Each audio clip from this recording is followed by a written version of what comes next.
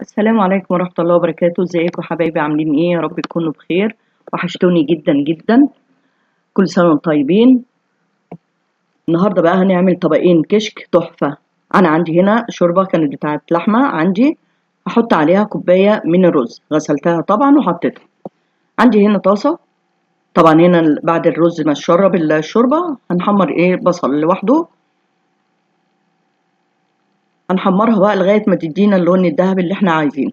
ولازم طبعا بسمنة مش بزيت يا جماعة، لازم بزبدة أو سمنة.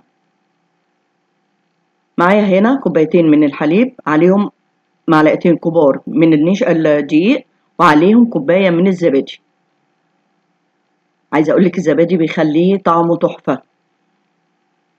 يبقى هنا كوبايتين حليب ومعلقتين كبار من الدقيق وعليهم كوباية من الزبادي. هنا بعد البصلة ما اتحمرت أروح مطلعة كده شوية منهم على منديل، وهنزل باللبن والزبادي والدقيق على الرز بعد ما اشرب الشوربة طبعا. وهنزل ببقية البصل بالسمنة، وهنقلبه تقلبتين كده. طبعا احنا كنا مبهرين الشوربة فهو مش محتاج ملح.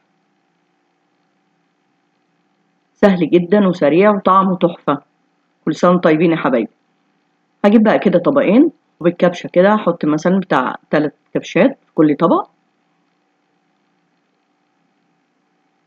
ونزينه طبعا بالبصل. بس البصل ما شاء الله عشان بالسمنة فايه مقرمش وجميل، مش لازق في بعض. ايه رأيكم بقى؟